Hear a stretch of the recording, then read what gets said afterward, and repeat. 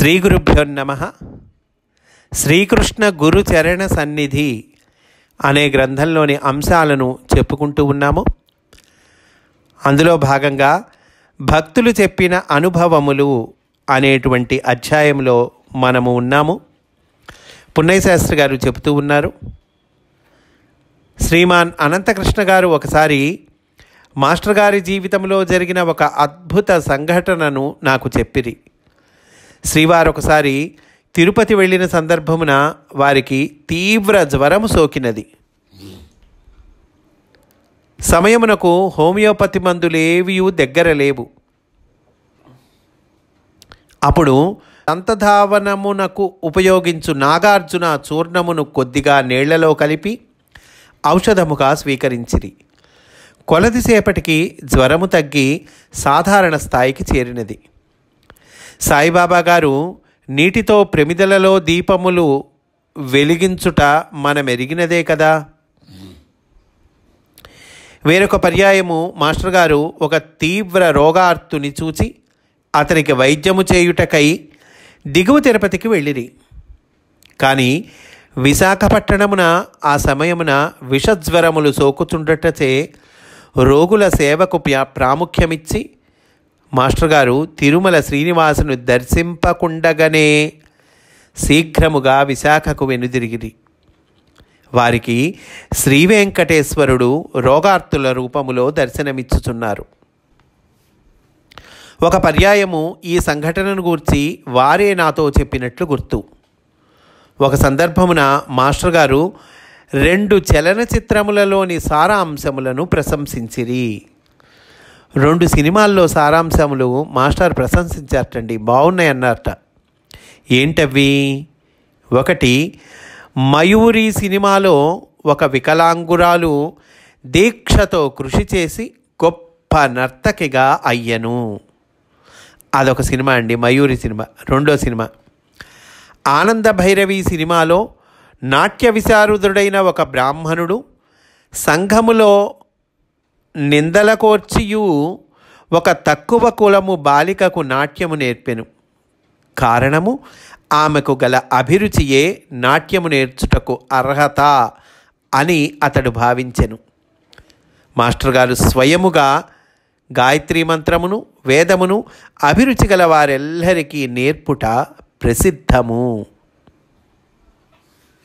అని అంటున్నారండి పున్నయ్య శాస్త్రి గారు. ఇంకా చెప్తున్నారు, ఒకసారి శ్రీ రమణమూర్తి గారు మాస్టర్ గారిని గ్రహణము నాడు ప్రత్యేక పూజ ఏమి చేయవలెను అని అడిగిరి.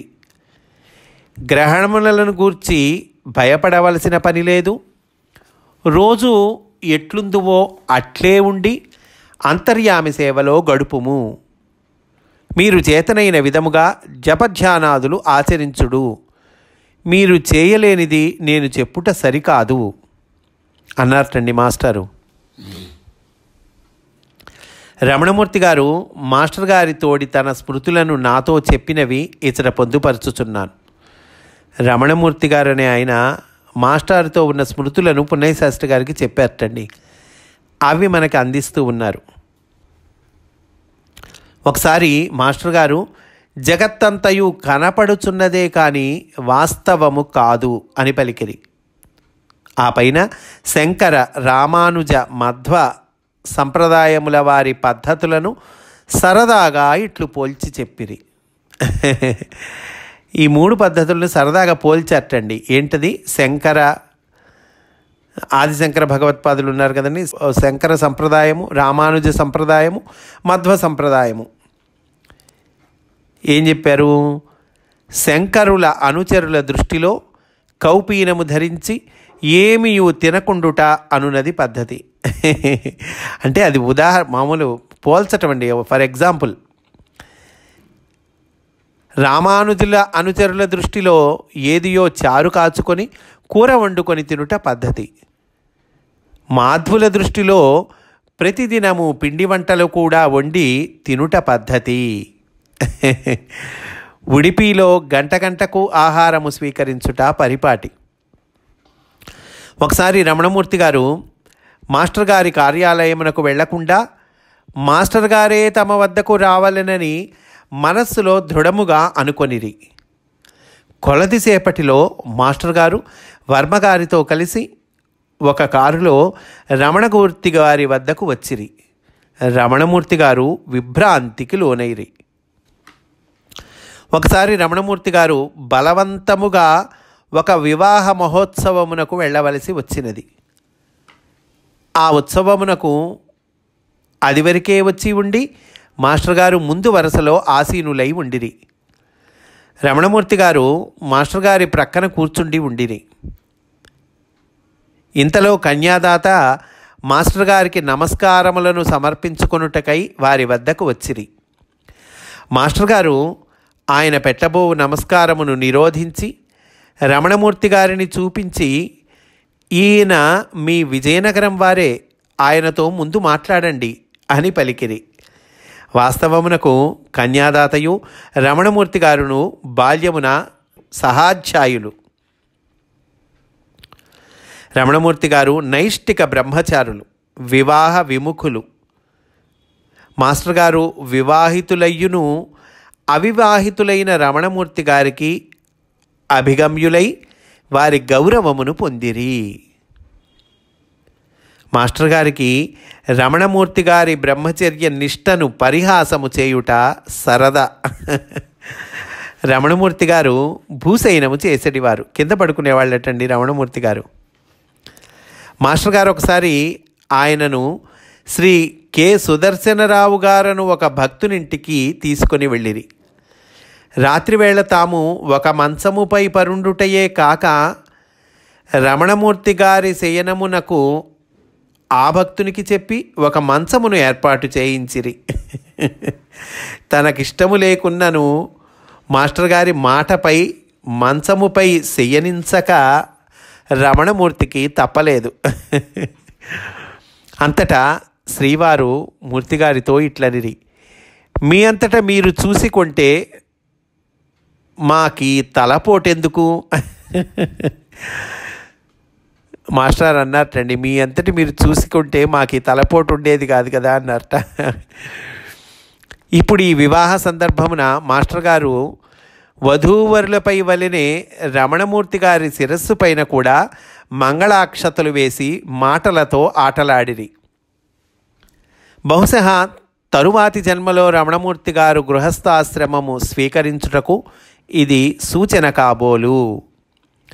గృహస్థాశ్రమము భక్తి సాధనకు శిక్షణాలయము కదా. ఒకసారి రమణమూర్తి గారు రాధామాధవమున మాస్టర్ గారు డిక్టేట్ చేయు వ్యాసమును టైపు చేయుట జరుగుతున్నది. ఇంతలో ఆయనకు కాఫీ త్రాగవలెను అనిపించినది. అయితే మాస్టర్ గారికి వెల్లడింపలేదు. మాస్టర్ గారు డిక్టేషన్ను ఆపి క్రిందకు వెళ్ళి తమకు కాఫీ తెమ్మని మూర్తిగారిని పంపిరి. ఆ పైన ఆ కాఫీని కొంత రమణమూర్తి గారికి ఒసగి శేషమును తాము స్వీకరించిరి. రమణమూర్తి గారు బ్రిటిష్ ప్రభుత్వ కార్యాలయములందు పనిచేసినప్పటి అనుభవము ఇప్పుడు మాస్టర్ గారి వద్ద పనిచేయుటకు పనికి వచ్చినది. ఒకసారి మూర్తిగారు రాధామాధవమునకు ఆలస్యముగా వచ్చినందుకు మన్నించుటరి మాస్టర్ గారిని వేడిరి. అప్పుడు శ్రీవారు నవ్వుచు ఇట్లనిరి, రావలసిన సమయానికే వచ్చారులే అన్నారటండి మాస్టారు. అంటే మాస్టర్ గారి డిక్టేషన్ ప్రారంభమునకు అదే నిర్ణీత సమయమేమో అంటున్నారు పున్నయ్య శాస్త్రి గారు. ఒకసారి రమణమూర్తి గారు తిరుపతి ప్రయాణమును గురించి ప్రస్తావించి అతటి విశేషములను గూర్చి అడిగిరి. అంటే రమణమూర్తి గారు వెళ్ళొచ్చిన తిరుపతి ప్రయాణం గురించి ప్రస్తావించి మాస్టారు ఆ విశేషాలన్నింటినీ అడిగారటండి. ఒకసారి రంగస్వామి గారి నుండి శ్రీవారికి ఒక ఉత్తరము వచ్చినది. అది ముద్దు ముచ్చటలతో కూడినదని రమణమూర్తి గారితో మాస్టర్ గారు వ్యాఖ్యానించిరి. కువైట్ నుండి శ్రీ ఏఎల్ఎన్ శాస్త్రి గారు అనునాతడు పంపిన పైకముతో కూడిన సంచిని రమణమూర్తి గారు తేగా మాస్టర్ గారు దానిని తాకక సేవా కార్యక్రమములకై వినియోగించుటకై జమ కట్టించిరి. వేరొక పర్యాయము రమణమూర్తి గారిచే ఒక బిచ్చకానికి 10 రూపాయలు ఇప్పించిరి. కానీ ఆయనకు ఆ డబ్బులు అవసరమని మాస్టర్ గారికి తెలియదు. ఇంటికి రాగానే ఆ విషయము గుర్తు చేయమని రమణమూర్తి గారికి చెప్పిరి. కారణమేమనగా మాస్టర్ గారి వద్ద కూడా ఆ డబ్బు సమయానికి లేదు. వారిరువురు ఇంటికి రాగానే మాస్టర్ గారు రమణమూర్తి గారిని ఆదరించి 15 రూపాయలు ఇచ్చిరి. 10 రూపాయలు బిచ్చగాడికి ఇప్పించారటండి రమణమూర్తి గారి చేత. ఇంటికి వచ్చి రమణమూర్తి గారు కూడా దగ్గర కూడా ఆ 10 రూపాయలు రమణమూర్తి గారికి అవసరంటండి. మళ్ళా ఇంటికి వచ్చి మాస్టర్ గారు రమణమూర్తి గారికి 15 రూపాయలు ఇచ్చారట. ఒకసారి హైదరాబాదు వాస్తవ్యురాలకు సీత అను స్త్రీ వైధవ్యమును పొందినది. మాస్టర్ గారు ఆమెను ఓదార్చి పిల్లల ఎడల బాధ్యతను నిర్వర్తించుమని ఉపదేశించిరి. ఆమె మాస్టర్ గారికి ఇట్లు ఉత్తరము వ్రాసినది: భర్త ఉండగా చూడలేకపోయాను, ఇప్పుడు శోకిస్తున్నాను. ఆయన బ్రతికి ఉండగా నీ ఎడల బాధ్యత తీర్చలేకపోయాను అని అన్నారు. మాస్టర్ గారు ఆ మాటలనే త్రిప్పికొట్టి ఇట్లు వ్రాసిరి: ఆ విధముగానే నీవు నీ పిల్లల ఎడల నిర్వర్తించవలసిన ఆ బాధ్యత నుండి తప్పించుకుంటే ఎలా అని మాస్టర్ గారు ఉత్తరం రాశారటండి.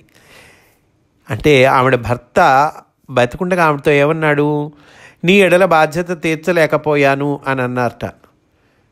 దాన్నే మాస్టర్ ఏమంటున్నారు? అలాగానే నువ్వు కూడా నీ పిల్లల ఎడల నిర్వర్తించవలసిన బాధ్యత నుండి తప్పించుకుంటే ఎలా అని మాస్టర్ ఉత్తరం రాశారటండి. మాస్టర్ గారు అప్పుడప్పుడు కొన్ని పొట్టి కథలు చెప్పేవారు. అవి ఉపదేశాత్మకములు, మార్గదర్శకములు, హాస్యరసముతో మేళవింపబడినవి. వారి కుమారులు నాకు ఈ కథలను చెప్పిరి. ఒక ఇంటి యజమాని ప్రక్కింటామను చూచి గారెలు చేయుట నేర్చుకొనమని సూచించెను. అతని భార్య ప్రక్క ఇంటామె వద్ద గారెలు చేయుట నేర్చుటతో పాటు వేరొకటి నేర్చెను. ప్రక్క ఇంటామె వితంతువగుట చేత తాననుకున్న కట్టుబాటు మేరకు సైనుగుడ్డ వేసుకున్నది. అది చూచి ఈ భార్య కూడా అట్లే చేసినదట. ఇక భర్తకు పట్టిన గతి చెప్ప పనిలేదు. అతనిని వింత వంత చింత పట్టినవి. ఈ కథలోని ఉపదేశము ఇట్టే తెలియనగును: ఇతరులను చూచి వారి సద్గుణములు కానీ సత్కర్మలను కానీ నేర్చి అభ్యసించవలెను. అంతేగాని యాంత్రికముగా వారి బాహ్య వేషములను అనుకరింపరాదు. ఒక్కొక్కసారి ముప్పు కలుగును. మొదటి దానిని అనుసరణమనియు రెండవ దానిని అనుకరణమనియు అందురు. మొదటిది ఆచరణీయము, రెండవది కాదు. మాస్టర్ గారి ఎడల కూడా మనము వర్తింపవలసిన తీరు ఇదియే. అంటే అనుసరించాలండి, అనుకరించకూడదు. అది చెప్తున్నారు మనకి ఇక్కడ. శ్రీశైలమున సుండిపెంటలో మాస్టర్ గారు హోమియో శిక్షణా తరగతులు నిర్వహించిన సందర్భమున వైద్య సేవను కూడా నిర్వహించిరి. అప్పుడు అచట ఒక ఇంజనీరు గారు పనిచేయుచుండిరి.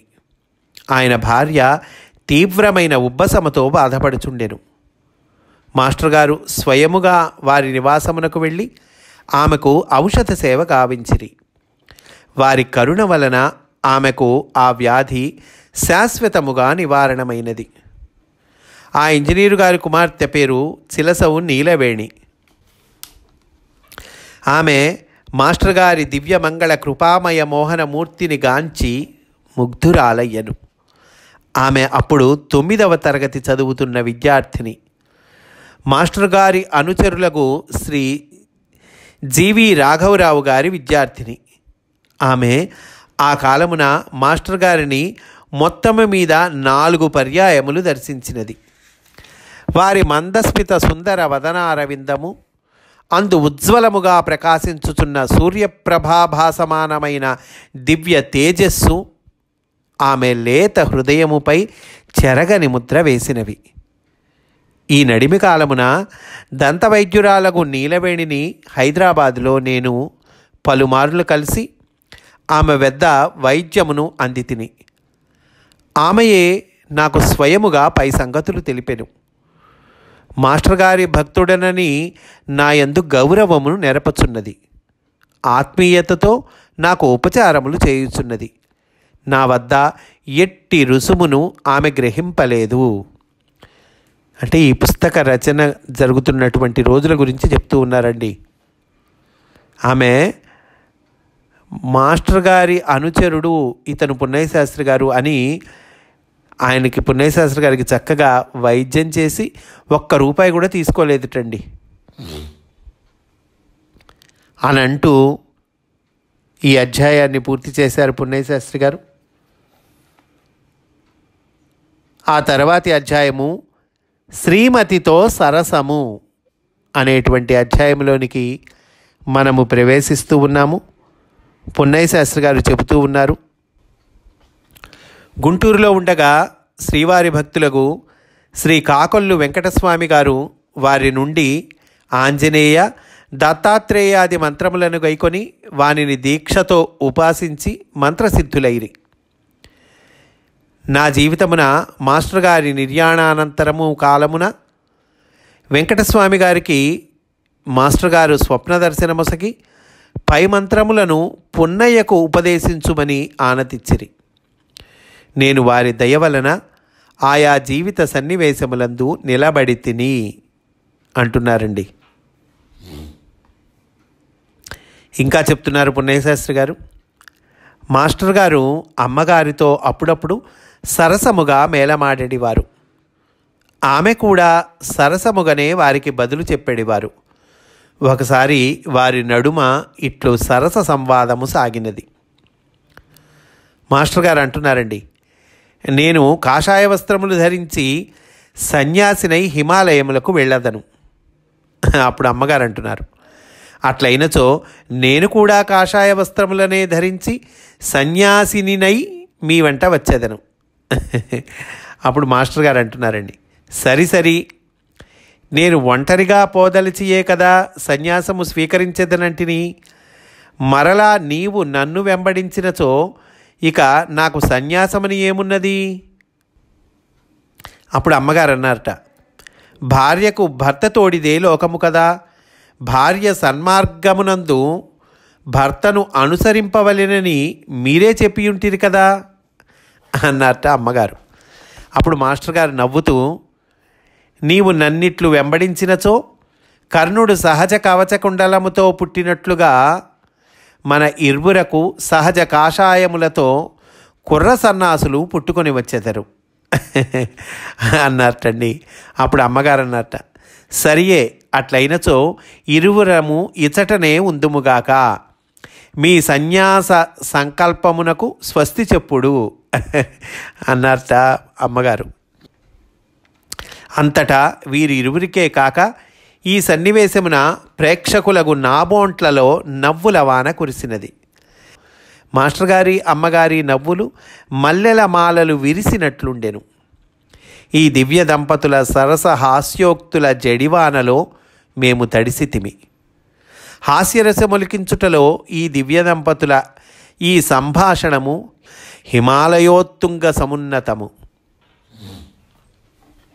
వేరొక పర్యాయము మాస్టర్ గారిని అమ్మగారికి నడుమ సంభాషణ ఇట్లు సాగినది.